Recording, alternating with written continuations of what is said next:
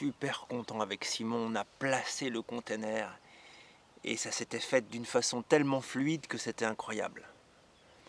En fin d'après-midi, le futur voisin anglais arrive et là il est dans une fureur et dit « Jean-Marie, si tu ne retires pas ce conteneur immédiatement, je ne signe pas chez le notaire. Fucking conteneur, fucking mobil-home. » Il était dans un état, moi j'étais waouh.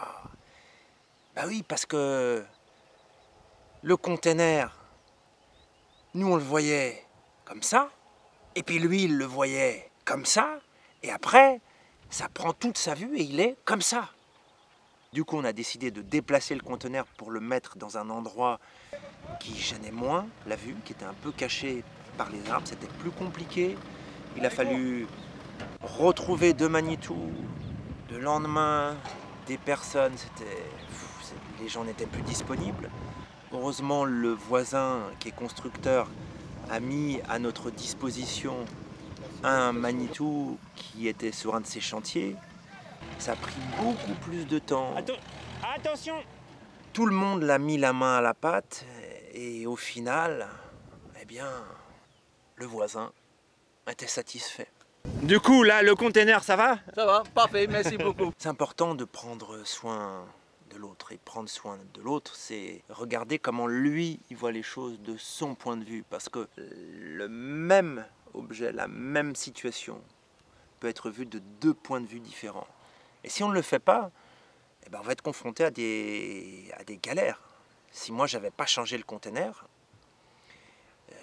je me mettais à dos le voisin. On partait mal dans notre relation. Et si j'en avais tenu compte tout de suite, ça aurait évité d'avoir tout ce travail à refaire. Mais ce que j'ai aimé quand même chez cette personne, c'est son authenticité. Parce que s'il n'avait rien dit, ça aurait pourri à l'intérieur de lui, il aurait gardé les choses, et puis un jour, ça aurait éclaté. Là, au moins, c'est cash. Ça éclate, il dit ce qu'il a à dire, et 5 minutes après, c'est parti, et la relation est à nouveau fluide, simple. La colère, c'est une émotion très forte qui est faite pour gérer toutes les fois où on transgresse nos valeurs, où on vient sur notre territoire, comment on fait face à ça. Et il m'a vraiment surpris. Alors, bon, c'était très, très déstabilisant, mais il m'a beaucoup surpris. Le fait de passer de cette émotion forte, et une fois qu'il l'a exprimée, on se pose, on discute, et on trouve un terrain d'entente. Alors bien sûr, il faut accueillir ce que l'autre nous dit pour essayer de comprendre.